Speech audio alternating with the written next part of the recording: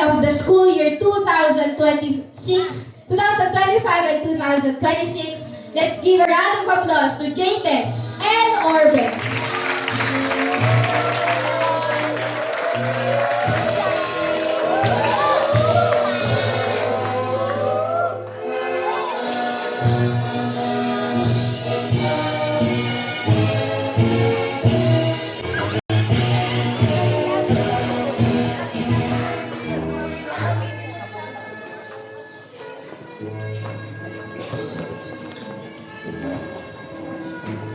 To our beloved alma mater, Child's Faith Foundation Incorporated, headed by our inspiring school president and administrator, Pastora Lolita E. Chua. To our devoted principal, Dr. Alvin C. Bautista. To our energetic assistant to the principal, Sir Michael Angelo R. Salazar.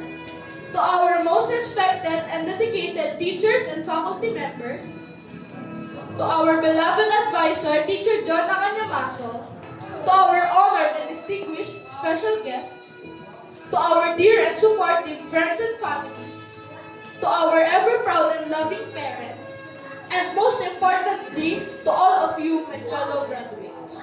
A blessed morning to everyone. I am Jayden Lorito Orbe, representing you all as your grade 6 class valedictorian. Wow. It is only by God's grace for me to have this incredible honor to stand before you today as the 2025-2026 grade 6 class valedictorian of our beloved school, Child's Faith Foundation Incorporated. As I look out at all of you, I am filled with immense pride and gratitude to God and to all of us for the journey we have shared together. At this moment, I still believe that every Filipino child is the future of our nation. Just like our national hero, Dr. Rosario Sal said, ang kabataan ang pag-asa ng bayan. If we will be guided with good governance, good parents, and by our good God, these three are important matters. But the means of culminating hope in every life of us young students is having access to good education. As the famous Nelson Mandela said, education is the most powerful weapon which you can use to change the world. Ang edukasyon ang sandata sa ating kinabukasan. This is our utmost thanksgiving today, especially to God who brought us to our alma mater, to the best school in our community, Child's Faith Foundation Incorporated. Thank you very much, CFFI family.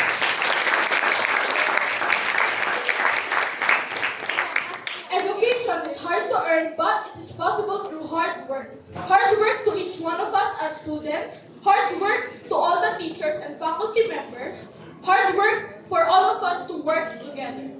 For that, we want to thank all the hardworking men and women of our beloved school. To our dear teachers, maraming salamat po sa inyong sipag at tiyaga. Maraming salamat po sa tiwala ninyo sa amin. Thank you for your unwavering dedication and for pushing us beyond our limits. You have not only been educators but mentors who tirelessly guided us with patience and passion. With wisdom, you have prepared us for the next challenges of our lives. You saw potential in us, even when sometimes we doubt ourselves, and for that, we are eternally grateful. To our dearest advisor, Teacher John, maraming salamat po, Teacher, sa pagmamahal sa inyong trabaho.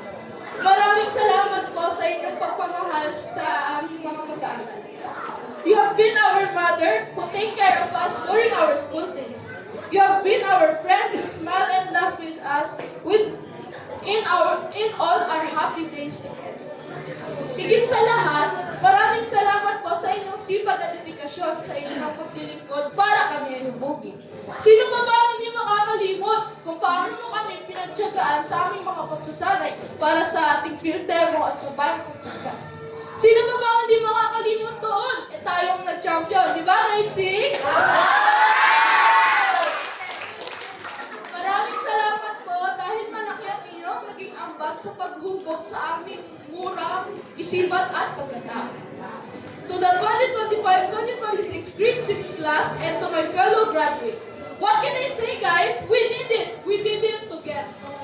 We have experienced highs and lows, success and failures, laughter and tears. We have learn just not from our textbooks but from each other. We have grown together, shaped by each other's lives, values, and dreams. To my fellow graduates, as we move forward, let us carry those lessons and friendships with us. For they are the true essence of our elementary days experience. Masaya ako dahil may natapos na tayo. Ngunit, malungkot din ako dahil miss ko kayo. Maghihiwalay, ngunit hindi lilimutin ang mga alaalang humubog sa atin. Harapin natin ang bukas, dala ang mga aral ng nakalipas, aasa sa lakas na nagmumula lamang sa itaas.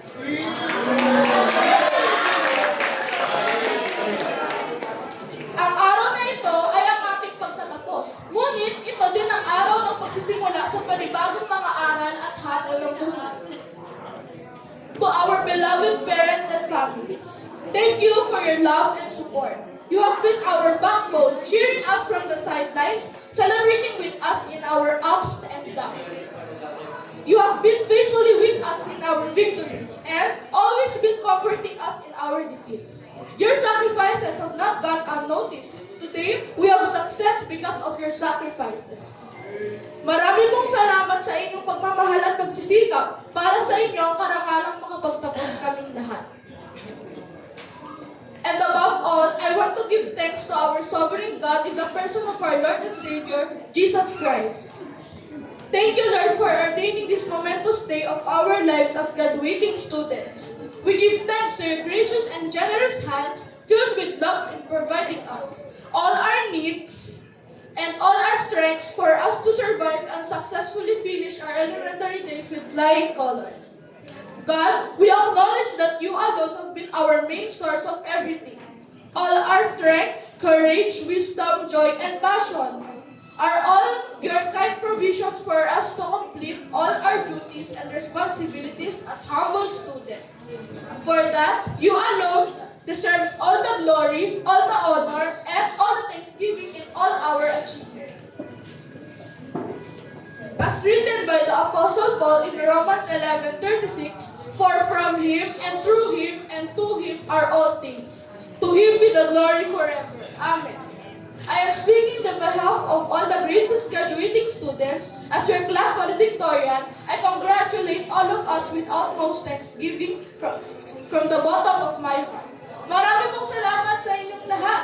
Sa Diyos, ang lahat ng pinakamataas na papuri at pinakamalalim na pasasalamat. Again, I am Jaden Laurito Arbe, your grade 6 class valedictorian. Thank you, and to God be the glory.